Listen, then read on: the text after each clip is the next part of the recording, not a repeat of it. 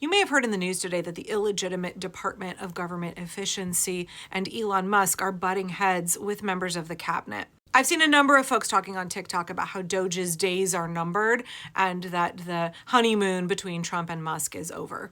And this really brings to the forefront something that I've been thinking about since day one, which is the competing interests of this regime. So we have Elon Musk and his band of Shitler youth, Peter Thiel and his little couch-humping lapdog, J.D. Vance, and Bezos and Zuck and all of the other technocrats, who they want to dismantle the American government and privatize everything that the government does and create a technocratic dystopia where they are all little kings and basically have a feudal system where they own all of the private industry that controls everything, and they also basically suck up all of our tax dollars, where everything funnels up to them and we are essentially their servants. It is a feudal system. I'm going to take a second here and remind folks of Musk's way of thinking, his worldview.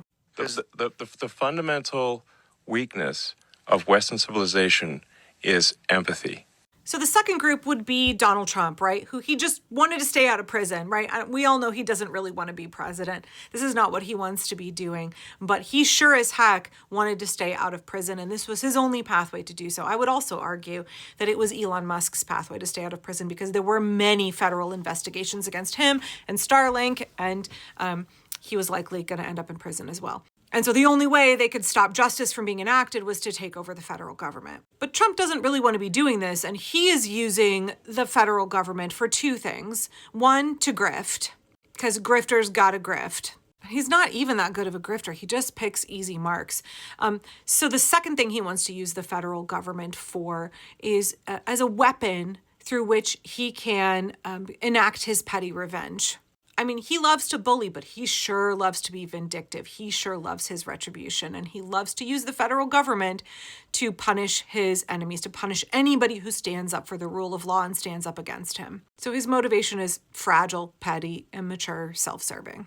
But then you have the Project 2025 folks.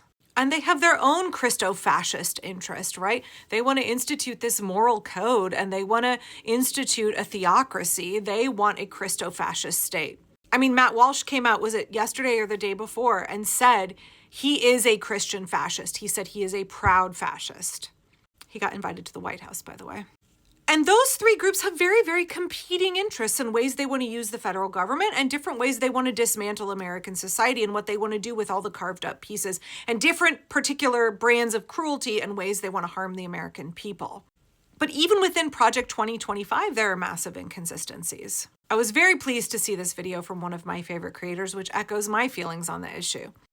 Project 2025 is not just a threat to peace and safety and justice in society, it's also the seed of its own undoing. It's the reason the right will fail.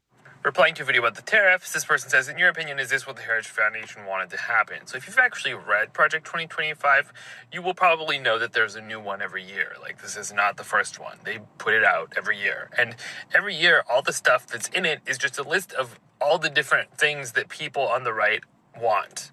So almost everything in Project 2025 is contradictory to other things in Project 2025. Because you have people arguing, demanding really specific policies in very different directions on the right. Because they don't have any principled set of positions. They don't believe in anything. There is no vision of the future. They agree about who they hate. They agree about who they want to steal from. They don't have any agreement about what is the answer to any of these problems. So if you imagine essentially anything, it's in there. And its opposite is also in there. It's not a plan. I really feel like CJ always has good takes, good analysis, and this is totally what I think too, because I've read through Project 2025. I knew how bad it was going to be. I've been warning folks since before the election about many of the ways it was going to be really bad if these folks got in power. Not to toot my own horn here, but I was not foolish enough to think that they weren't going to try and enact this. But CJ makes an excellent point, and I totally agree. Even within Project 2025, there is enough contradiction that it cannot be implemented. They're going to keep tripping over their own feet as they try and roll out all of these things. And they're going to keep butting heads. And these different facets, the techno bros, the fragile narcissists, and the Christo-fascists, they have competing interests. They have competing ideas. They already are having little skirmishes, little tussles, trying to get the upper hand on each other to see who is going to be ultimately left in power. And because I am forever an optimist, I agree with CJ. I think that this is one of the many things that is going to contribute to their undoing, that will ultimately be the cause of their failure. They are not going to succeed here in the long term. Now, I'm going to disagree with CJ a little bit here because he said that Project 2025, they don't have any values. And I think that it's a little bit different of a take than that. I have said in another video that MAGA has done an exemplary job of putting forth this slogan that is so vague and so nebulous that folks can imbue it with whatever meaning they want. They can take their dissatisfaction and they can look to the slogan, "Make America Great Again," and they can pump all of their hopes and dreams and bigotry right into it. And that, I think, is a problem for them because it is so open-ended. It means that people have a really different idea of what it is to make America great again. There are too many competing ideas and too many competing interests. This very open-ended narrative of MAGA, this very loose myth of let's make America great again, that's been great for drawing people to the movement. But when it comes to enacting their plans, it means that they're actually pretty diverse and they have a whole lot of different ideas, different policies that they want to implement, different ways they want to hurt us, and different ways that they want to use the federal government to get ahead. So even Project 2025 is going to get tangled up in itself, much less when you add on top of it, right? The technocrat bros, they all have tremendously inflated and fragile egos, and they are butting heads with each other. And then they're definitely butting heads with Trump, and then they're butting heads with the Project 2025 MAGA folks, right?